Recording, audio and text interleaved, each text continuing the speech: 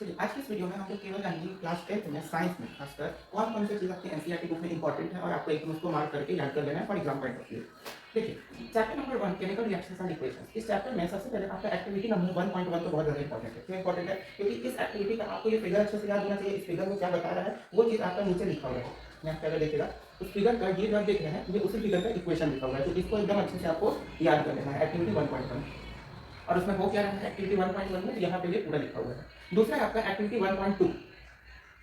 1.2 and 1.3। 1.3 का figure ये है, इसमें बेसिकली बता क्या रहा है 1.3 में कि जब आप जिंक ग्रैन्यूल्स यानी कि जिंक के कुछ पार्टिकल्स को जब सल्फ्यूरिक एसिड में डालिएगा तो उसमें से हाइड्रोजन गैस जो है वो निकलेगा, इवॉल्व आउट होगा। और उसका इक्वेशन भी आपको यहाँ नीचे दिया हुआ है कि जिंक को जब सल्फ्यूरिक एसिड से रिएक्ट करेंगे तो Zn2 प्लस H2 मिलेगा। तो यहाँ पे आपका एक्टिविटी नंबर 1.2 और 1.3 ये दोनों इंपॉर्टेंट है। फिर यहाँ पे एक क्वेश्चन बनता है कि कौन कौन से वो ऑब्जर्वेशंस हैं जिनके बेसिस पे हम लोग कह सकते हैं कि एक केमिकल रिएक्शन हुआ है। The following observations help us to determine whether a chemical reaction has taken place. तो ये चार ऑब्जर्वेशन एकदम आपको ध्यान में होना चाहिए। आगे बढ़ें तो यहाँ पे आपका बैलेंसिंग दे रहा है, तो ऐसा कुछ है नहीं, बैलेंसिंग आप लोग कर सकते हैं। हाँ, यहाँ पे ये वाला आपको याद है फोटोसिंथेसिस का इक्वेशन, तो इसको एकदम याद कर लीजिएगा। आपको एग्जाम में क्वेश्चन आ सकता है डायरेक्ट कि right a balanced equation for photosynthesis, तो आपको सीधा सीधा ये पूरा रिजल्ट जो है लिख देना है।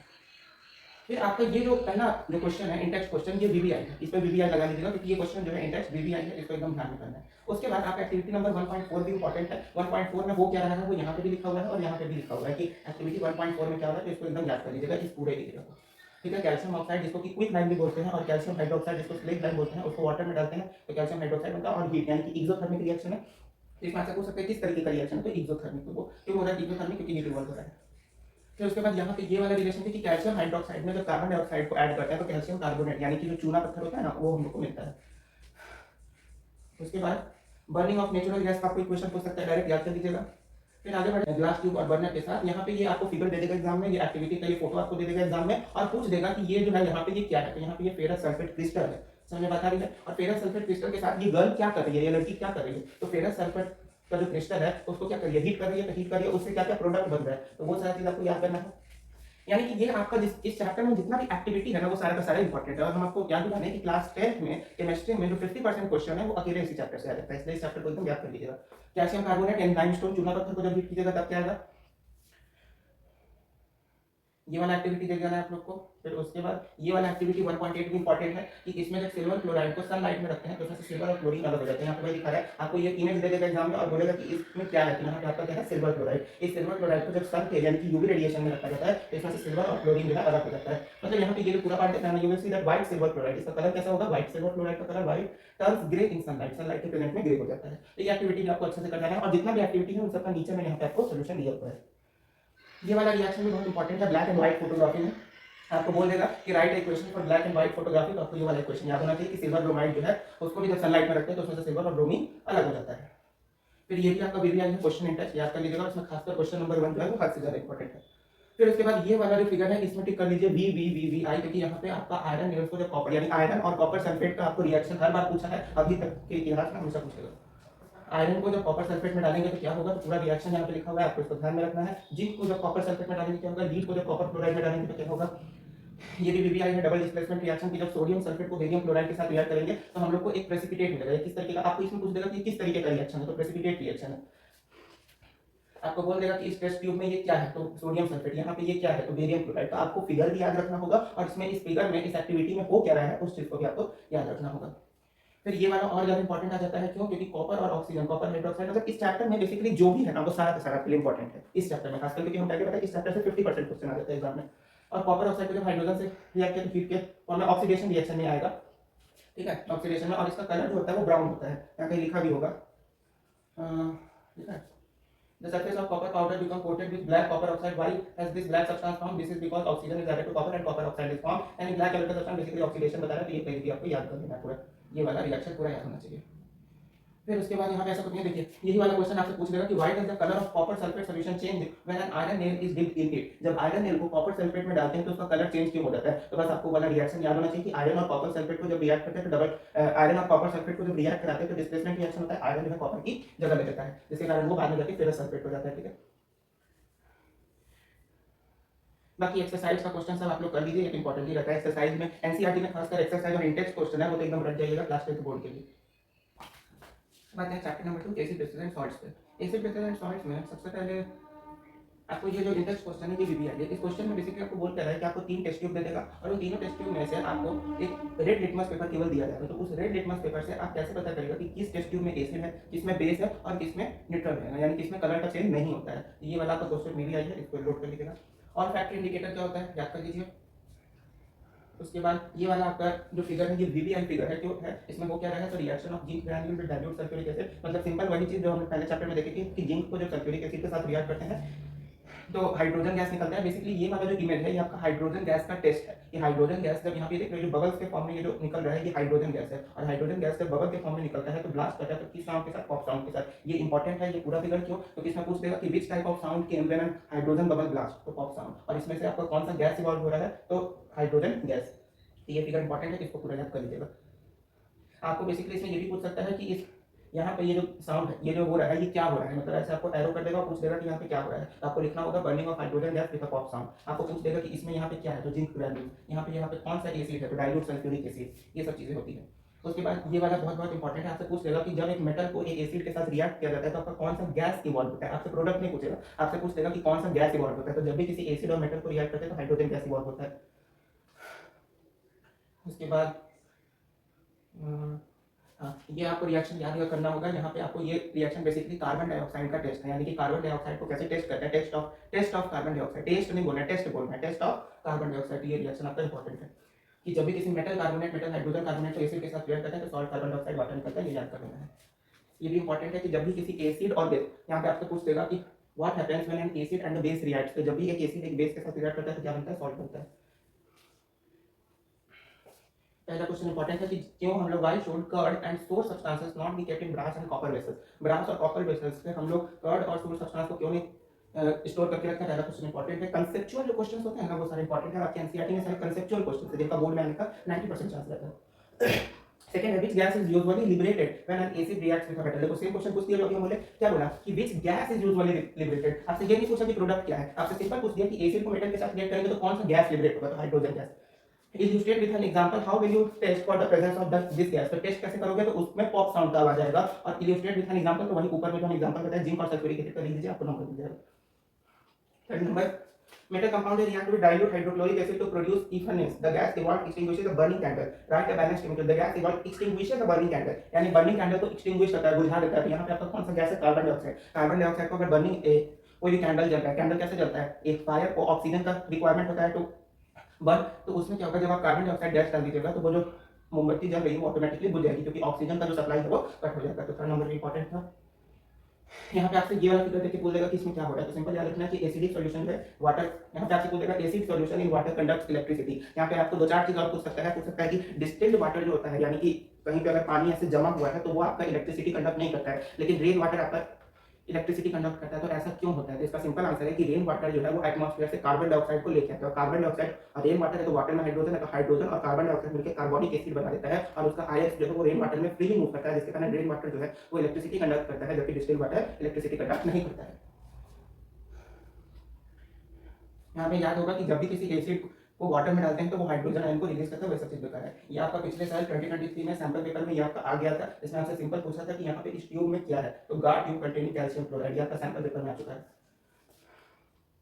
फिर आगे भेजें, आपसे पूछ लेगा what is an alkali. An alkali is a base that dissolves in water, यानी कोई भी ऐसा बेस जो कि वाटर में डिसॉल्व करे अल्कली होता है।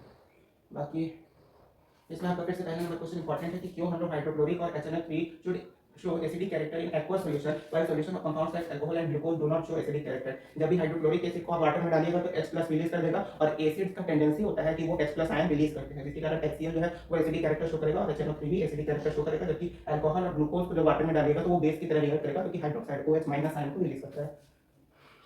Why does an aqueous solution of an acid conduct electricity? Because it has free ions in the Why does an aqueous solution of an acid conduct electricity? Because it has free ions in the form of H+। ये भी important है।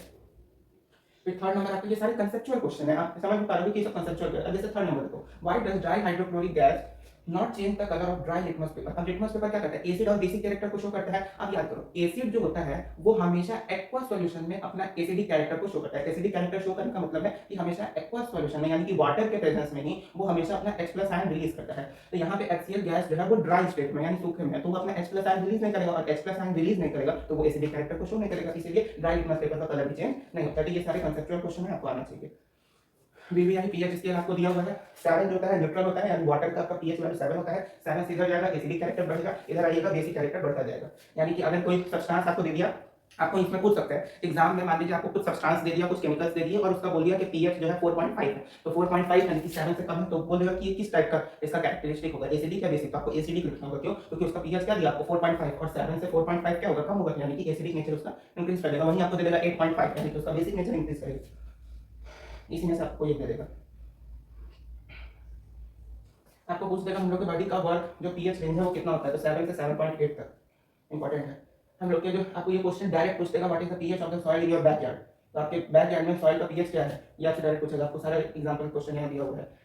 Digestive system का pH क्या होता है, tooth decay का pH क्या होता है। यहाँ से आपको बोलेगा कि हम लोग के माउथ का पीएच क्या होता है, तो लोअर देन 1.5.5 यानी कि 5.5 से भी हम लोग के माउथ का पीएच कम होता है, यानी हम लोग के माउथ का पीएच जो होता है वो एसिडिक कैरेक्टर होता है। और इसी कारण से जब हम लोग टूथपेस्ट से ब्रश करते हैं तो टूथपेस्ट जो होता है ना वो बेसिक नेचर का होता है।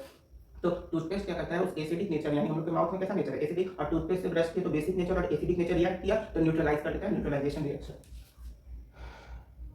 आगे बढ़िए, बी स्ट्रिंग वाला ये इंपॉर्टेंट नहीं है। यहाँ पे आपको बेसिकली बता रहा है कि किसमें, जैसे विनेगर में एसिटिक एसिड होता है CH3COOH, ऑरेंज में ये सारे ऑर्गेनिक एसिड्स हैं। ऑरेंज में साइट्रिक एसिड हो गया, टर्मेरिन में मतलब होता है इमली, इमली में टार्टरिक एसिड, टोमेटो में ऑक्सैलिक एसिड, ये सारा चीज आपको दिया है। अब देखिए जैसे यहाँ पे आपको कंसेप्चुअल क्वेश्चन पूछ दिया पीएच के बेसिस पे, you have two solutions A and B, the pH of solution A is 6 and pH of solution B is 8। Solution A का पीएच कितना दिया हुआ है आपको 6, सॉल्यूशन B का पीएच कितना दिया है 8। Which solution has more hydrogen ion concentration? Which of these is acidic and which one is basic? Hydrogen ion का कंसंट्रेशन किसमें ज्यादा होगा, तो हाइड्रोजन आयन का कंसंट्रेशन किसमें ज्यादा होगा, जो कि एसिडिक नेचर का होगा। अब देखो A का पीएच कितना है 6 और B का पीएच कितना है 8, तो 6 जो है 7 से कम है यानी एसिडिक नेचर का है, तो A जो सॉल्यूशन है ये A, इसका जो हाइड्रोजन आयन कंसंट्रेशन होगा वो ज्यादा होगा। हाइड्रोजन आयन कंसंट्रेशन मतलब कि H+ आयन का किसमें ज्यादा होगा, तो जिसमें एसिडिक नेचर ज्यादा होगा यानी कि 6 में, क्योंकि उसका पीएच वैल्यू 7 से कम है। which of these is acidic and which one is basic, तो B जो है वो बेसिक नेचर का होगा क्योंकि उसका pH 8 से ज्यादा है, और एसिडिक नेचर का कौन होगा A। ठीक है, तो ये भी आपका अच्छा सा कंसेप्चुअल क्वेश्चन देखिए देखो सीधा सा। सॉल्ट्स का pH, अब देखिए salts of a strong acid and strong base are neutral with pH value of 7। Simple water का भी pH वैल्यू आपका 7 होता है, सॉल्ट्स का भी pH वैल्यू आपका 7 होता है। On the other hand salt of a strong acid and weak base are acidic. Strong acid और वीक बेस, अगर एसिड स्ट्रॉन्ग होगा और बेस वीक होगा तो जाहिर सी बात है एसिड स्ट्रॉन्ग होगा तो वो अपना जो है फुल पावर शो करेगा यानी कि अपना एसिडिक कैरेक्टर को इंक्रीज करेगा, तो उस केस में जो पीएच वैल्यू है वो 7 से क्या होगा, कम हो जाएगा। और वहीं एसिड अगर वीक होगा और बेस स्ट्रॉन्ग होगा तो उसका पीएच वैल्यू क्या होगा, 7 से ज्यादा होगा। सिंपल टर्म बात करना है। और यहाँ गांधी जी दिखा रहा है सॉल्ट का हटा वो सब चीजें। अब यहाँ पे गांधी जी दिखा रहा है दांडी मार्च कैसे किया, तो सारा हिस्ट्री में पढ़ी लोग नेशनलिज्म। ये आपका इंपॉर्टेंट है, इसमें आपको बोल रहा है कि क्लोर अल्कली प्रोसेस, आपको पूछ लेगा कि व्हाट इज क्लोर अल्कली प्रोसेस, आपको ये पूरा याद होना होगा। क्लोर अल्कली प्रोसेस को ध्यान रखिएगा, आपको पूछ देगा कि व्हाट इज क्लोर अल्कली प्रोसेस, तो उसमें आपको ये पूरा फिगर आपको बनाना होगा। इसमें आपको या फिर बोलेगा कि फिगर आपको दे दिया, फिगर में बोल देगा कि यहाँ पे क्या है, तो ब्राइन है, यहाँ से क्या निकल रहा है, तो क्लोरीन गैस। क्लोरीन गैस का यूज कहाँ होता है, तो वाटर ट्रीटमेंट में, स्विमिंग पूल्स में, पीवीसी यानी पीवीसी जो वाटर होता है वो सब में, डिसइंफेक्टेंट्स, सीएफसी, पेस्टिसाइड्स। इधर से क्या निकल रहा है, हाइड्रोजन गैस, इसका यूज कहाँ होता है, इधर से क्या निकल रहा है, ब्राइन यानी कि सोडियम हाइड्रोक्साइड सॉल्यूशन, इसका यूज कहाँ होता है। एक क्लोर अल्कली प्रोसेस इंपॉर्टेंट है, याद कर लीजिए। फिर यहाँ पे बेसिकली आपको ब्लीचिंग पाउडर है, ब्लीचिंग पाउडर कैसे बनता है तो वो आपको दिया हुआ है। ब्लीचिंग पाउडर को कैल्शियम ऑक्सीक्लोराइड बोलते हैं, कैसे बनता है तो वो यहाँ पे लिखा हुआ है। यानी कि ये वाला टर्म सब इंपॉर्टेंट है कि ब्लीचिंग पाउडर को बनाते कैसे हैं, ब्लीचिंग पाउडर का यूज क्या क्या है, उसके बाद बेकिंग सोडा को कैसे बनाते हैं, बेकिंग सोडा का यूज क्या क्या है, समझ में बता दिए। फिर वॉशिंग सोडा को कैसे बनाते हैं, वॉशिंग सोडा का यूज कैसे, मतलब यहाँ पे आपको कुछ कुछ आपको सब्सटेंस दिए, कुछ कुछ यहाँ पे मतलब आपको कुछ कुछ दिया हुआ है,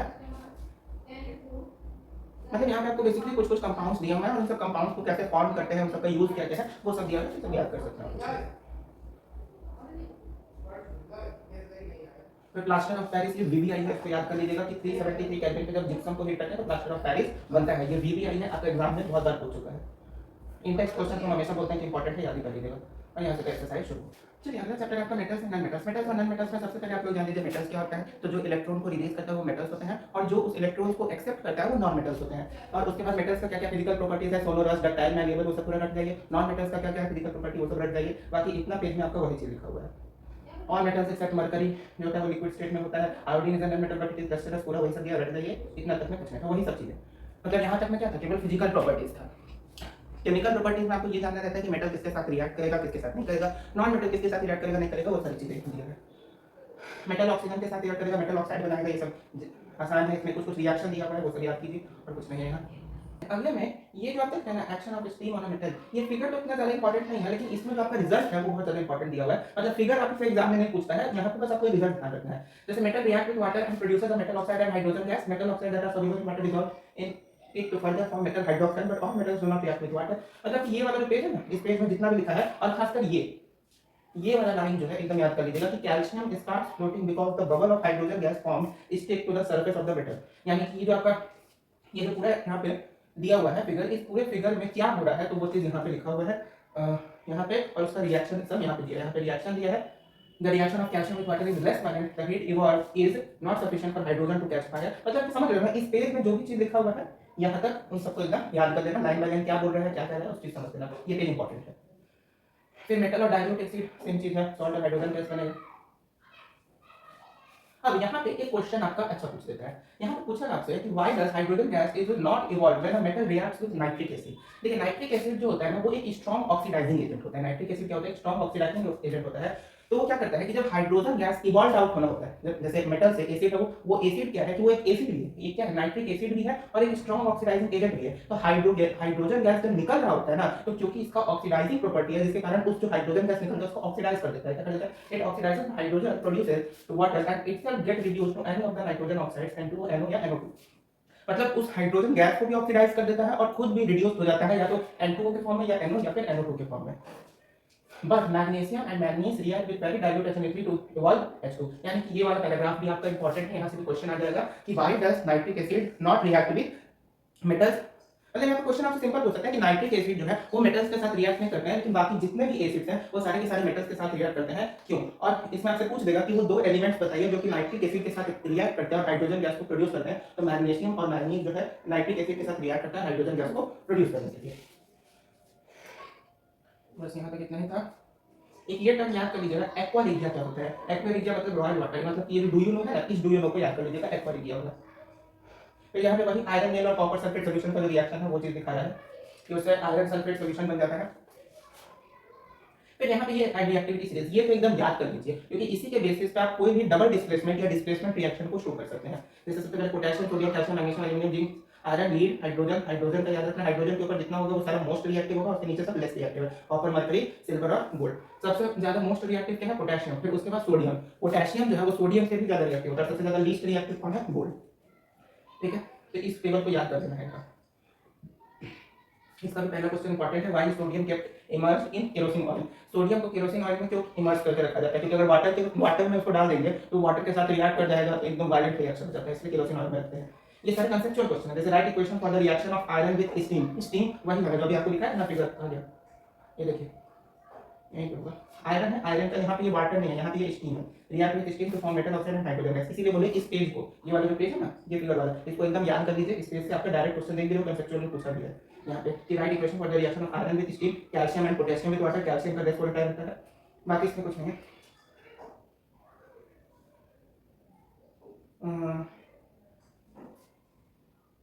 बाकी ये 4 और 50 कंसेप्चुअल क्वेश्चन है, पीछे बस रिएक्शन ध्यान रखना आंसर में, और कुछ नहीं। नोबल गैस का दिया हुआ है, मेटल्स का दिया, नॉन मेटल्स का दिया हुआ है। हम यहाँ पे ना इलेक्ट्रॉनिक कॉन्फ़िगरेशन से बता रहे हैं, जैसे सोडियम के इलेक्ट्रॉनिक कॉन्फ़िगरेशन में लास्ट में इतने इलेक्ट्रॉन, क्लोरीन में इतने इलेक्ट्रॉन, ये सब चीज दिखा रहा है। Properties of ionic compounds, ionic compounds क्या होते हैं जो कि आयन प्रोड्यूस करते हैं, उनके फिजिकल नेचर्स में ionic compounds are solid and are somehow hard because of strong force of attraction between the positive and negative. Positive और नेगेटिव आयन के बीच में हाई फोर्स ऑफ अट्रैक्शन है, जिसके कारण आयनिक कंपाउंड्स जो है सॉलिड होते हैं, और स्ट्रांग फोर्स ऑफ अट्रैक्शन है तो उनको तोड़ने के लिए जो एनर्जी देना होगा, जो ताकत देनी होगी, कोई भी मजबूत चीज है उसको तोड़ने के लिए हाई अमाउंट ऑफ ताकत चाहिए होगा, इसीलिए इनका मेल्टिंग एंड बॉइलिंग पॉइंट भी हाई होता है, क्योंकि स्ट्रांग फोर्स ऑफ अट्रैक्शन, तो फोर्स ऑफ अट्रैक्शन को तोड़ने के लिए हाई अमाउंट का मेल्टिंग बॉइलिंग पॉइंट देना होगा। ये फिजिकल प्रॉपर्टीज है, इसको भी आपको याद करना है। तो इसमें ये तीनों क्वेश्चन आपका इंपॉर्टेंट है कि इलेक्ट्रॉन डॉट स्ट्रक्चर बताइए सोडियम, ऑक्सीजन और मैंगनीज का। इलेक्ट्रॉन डॉट स्ट्रक्चर आपका इस तरीके से, ये देख लो, ये इसी को बोलते हैं इलेक्ट्रॉन का डॉट स्ट्रक्चर, इस तरीके से आपको बताना होगा। Na2O का, MgO का इलेक्ट्रॉन ट्रांसफर से इनका फॉर्मेशन कैसे होता है, जैसे यहाँ पे आपको दिखाया हुआ है, यहाँ पे मैग्नीज है, यहाँ क्लोरीन है, तो मैग्नीशियम क्लोराइड का इलेक्ट्रॉन ट्रांसफर से कैसे फॉर्मेशन हो रहा है वही चीज वहाँ पे भी आपको शो करना है। Occurrence of metal, extraction of metal है, ये आप अगर स्कूल में आप लोग पढ़ोगे तो नोट्स में सब लिखाएंगे, नहीं तो यूट्यूब पे कहीं भी जाएगा तो बहुत सारे नोट्स हैं, उनसे भी पढ़ लीजिएगा। ये आपको बेसिकली बता रहा है कि ओर जो है कंसंट्रेशन ऑफ ओर में मेटल, हाई रिएक्टिविटी मेटल्स को कैसे निकाला जाता है, मीडियम रिएक्टिविटी मेटल्स को कैसे निकाला जाता है, लो रिएक्टिविटी मेटल्स को कैसे निकाला जाता है। तो ये उतना कुछ है नहीं। हाँ, इसमें एक चीज और ध्यान रखिएगा कि गैंग क्या होता है, इसको याद कर लीजिएगा कि गैंग क्या होता है, गैंग क्या होता है, ये चीज ध्यान रखना है। उसके बाद HDS, ये देखो मरकरी के ओर को क्या बोलते हैं, तो सिनाबार। ये रिएक्शन और ये रिएक्शन दोनों रिएक्शन इंपॉर्टेंट है, प्लस मरकरी का जो ओर है HDS, इसके लिए इसका नाम क्या है वो याद रखना है, सिनाबार। यहाँ ये वाला जो इतना रीजन है ये पूरा इंपॉर्टेंट है।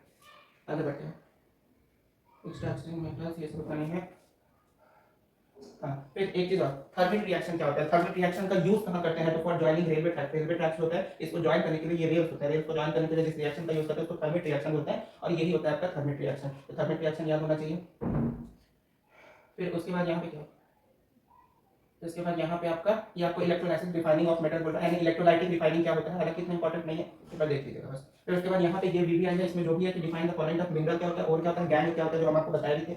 दो मेटल्स बताइए जो कि फ्री स्टेट में नेचर में फाउंड करता है, what chemical process is used for obtaining a metal from its oxide, ये सारा आप उसमें पढ़िएगा तो ध्यान देगा। एनोड मड क्या होता है, तो एनोड मड ये होता है, ये जो डिपॉजिटेड है तो इम्प्योर सब्सटेंस है, इसी को एनोड मड बोलते हैं।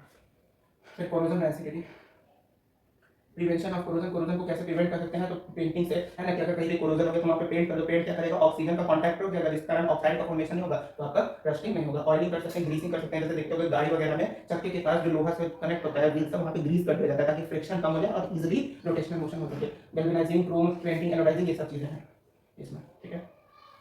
अब यहाँ पे आपको सिंपल बता रहा है एलॉयज के बारे में कि alloy of copper and tin क्या होता है।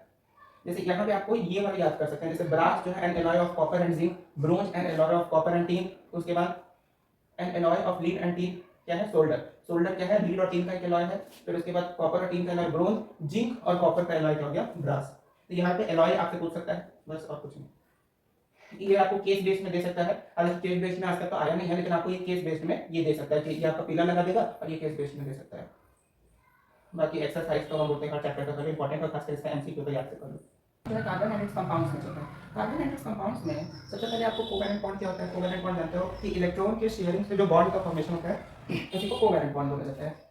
एसिटिक एसिड, क्लोरोफॉर्म, क्लोरोफॉर्म को याद कर लीजिएगा, ये 12th में आपको इंपॉर्टेंट है। 12th में जब रिएक्शन करेंगे तो उसमें क्लोरोफॉर्म आता है। इथेनॉल, मीथेन, ये सब जनरल सब दिया हुआ है, इतना कुछ उसमें नहीं देखना है। यहाँ पे बस बेसिकली आपको बता रहे हैं कि कार्बन जो होता है वो +4 में उसका टेंडेंसी होता है, यानी वो 4 इलेक्ट्रॉन ले भी सकता है, 4 इलेक्ट्रॉन लूज भी कर सकता है। तो वो जो है इलेक्ट्रॉन को शेयर ही क्यों करता है, कार्बन जो है ना ही 4 इलेक्ट्रॉन को लेता है ना ही 4 इलेक्ट्रॉन को लूज करता है, बल्कि इलेक्ट्रॉन को शेयर क्यों करता है। तो वही चीज जो है आपको इस पूरे पेज में बताया हुआ है, तो उसको पढ़ लीजिएगा।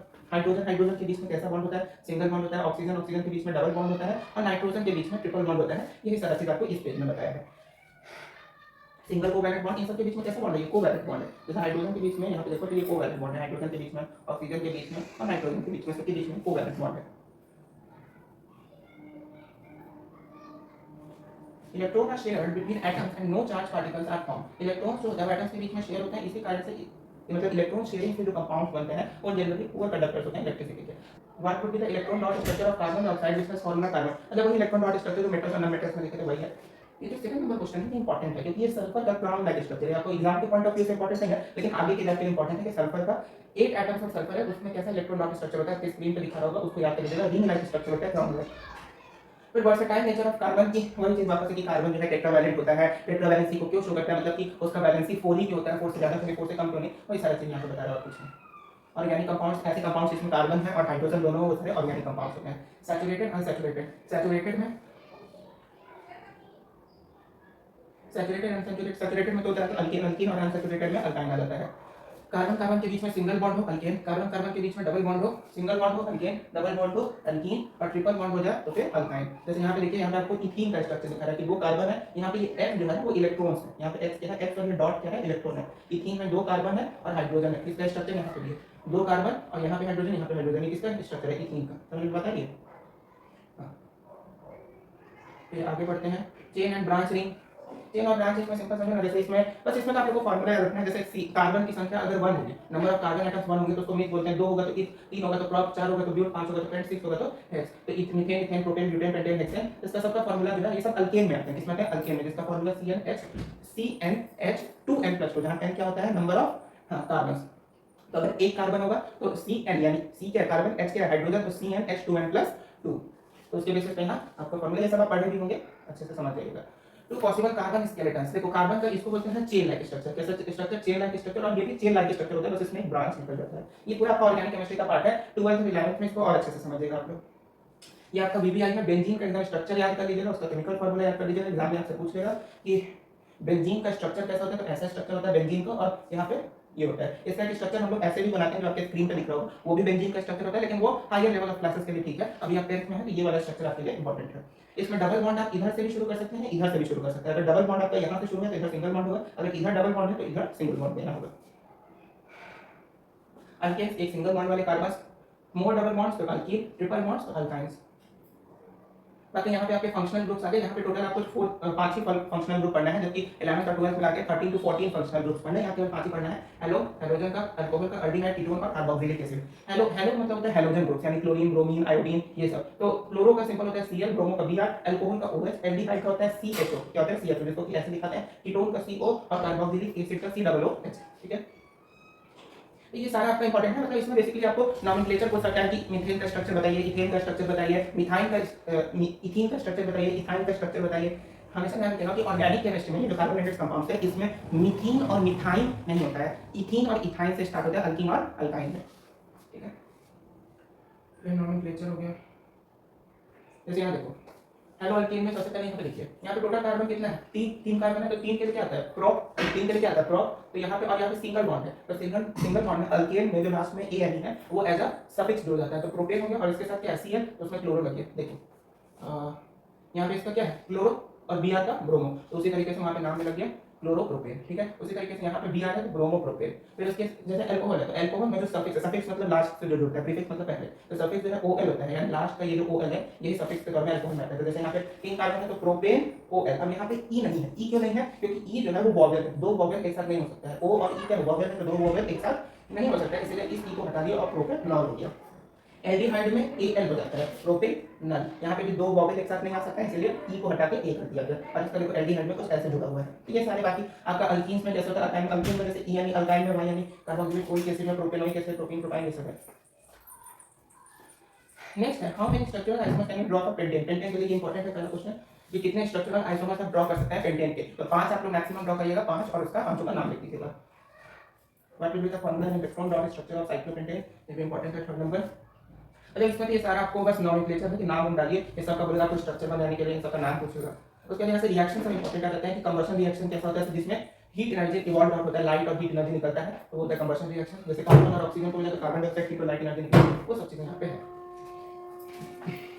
फिर एक चीज और यहाँ पे देखिएगा, saturated hydrocarbon generally give a clean flame while unsaturated carbon compound give a yellow and with lots of smoke. देखिए बोल ये रहा है कि जैसे सैचुरेटेड हाइड्रोकार्बन जैसे ब्यूटेन है या और भी अदर जो ऑर्गेनिक कंपाउंड्स हैं, वो सारे के सारे ब्लू फ्लेम देते हैं। यानी कि जैसे आप लोग अपने घर में देखते होंगे जो गैस में जो फ्लेम जलता है वो ब्लू कलर का होता है, तो वो ऑर्गेनिक कंपाउंड्स है। उस समय ब्यूटेन जो सिलेंडर होता है ना, उसमें ब्यूटेन गैस होता है, तो ब्लू फ्लेम के कारण ब्लू फ्लेम होता है सैचुरेटेड हाइड्रोकार्बन का। और अनसैचुरेटेड का येलो फ्लेम होता है। जैसे कभी कभी देखते हो कि गैस में ब्लू फ्लेम के साथ थोड़ा थोड़ा येलो फ्लेम आ जाता है, तो वो इसी अनसैचुरेटेड कार्बन के कारण।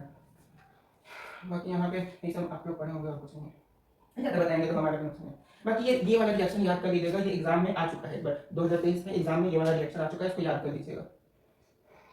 तो इसका रिएक्शन याद कर लो। इसमें पहला क्वेश्चन इंपॉर्टेंट है कि conversion of ethanol to ethanoic acid oxidation reaction क्यों है, क्योंकि उसमें ऑक्सीजन ऑक्सीडेशन रिएक्शन क्यों है, याद कर लीजिएगा। सेकंड नंबर क्वेश्चन जो इंपॉर्टेंट है, mixture of oxygen and ethyne is burn for welding, can you tell why a mixture of ethyne and air is not used. It's a conceptual question है, board में आने का chance high है सबका। Ethanol का reaction दे रहा है, ये वाला रिएक्शन भी इंपॉर्टेंट है कि अनसैचुरेटेड हाइड्रोकार्बन का रिएक्शन रहता है। इथेनॉल को 443 केल्विन पे एक्सेस कंसंट्रेटेड सल्फ्यूरिक एसिड, ये इथेनॉल है, इसको ये इथेनॉल है, इसको इथेनॉल सल्फ्यूरिक एसिड के साथ रिएक्ट किए 443 केल्विन पे हमको इथीन मिला। इंपॉर्टेंट रिएक्शन है, मतलब इसमें देख लीजिएगा। इसमें आपसे यहाँ पे पूछ सकते हैं कि ये जो कंसंट्रेटेड सल्फ्यूरिक एसिड है, इसका यूज यहाँ पे क्यों किया गया है, तो क्योंकि वो एक डिहाइड्रेटिंग एजेंट है, तो इथेनॉल में जो भी OH यानी वाटर का कंसंट्रेशन है उसको हटा देगा, इसीलिए H2SO4 का यहाँ पे यूज किया गया है। बाकी अल्कोहल है सब प्योर है सब। इथेनॉल ये वाला एक इंपॉर्टेंट आ जाता है, इसको ध्यान में कर लीजिएगा कि ईस्टर का फॉर्मेशन कैसे होता है। यानी ईस्टर जो बनता है, स्टेरिफिकेशन रिएक्शन बीबीआई रिएक्शन है, आपके एग्जाम में डायरेक्ट पूछ देगा कि व्हाट इज स्टेरिफिकेशन रिएक्शन। तो ईस्टर का जो रिएक्शन फॉर्म करता है, ईस्टर क्या होता है, जब इथेनोइक एसिड और इथेनॉल दोनों को रिएक्ट कराते हैं तो उससे हम लोग को एक स्वीट स्मेलिंग कंपाउंड जिसका यूज परफ्यूम सेंट है ना इन सब में किया जाता है, तो उसको बोलते हैं ईस्टर। ईस्टर फॉर्म कैसे होता है, तो यहाँ पे पूरा लिखा है इंपॉर्टेंट स्टेरिफिकेशन रिएक्शन। उसके बाद generally esters are sweet smellings में, these are used in making perfumes and flavouring agents, वही जो बताया। उसके बाद आपसे पूछेगा सैपोनिफिकेशन रिएक्शन क्या होता है। तो देखिए जब सोडियम सैपोनिफिकेशन रिएक्शन क्या होता है ये भी पूछ सकता है, जिसका यूज जो है सोप प्रिपरेशन में किया जा सकता है। मतलब यहाँ पे छोटे छोटे टर्म्स है जिससे क्वेश्चन आपका पूछा जाएगा, बाकी ये सब थोड़ा ध्यान रखना है।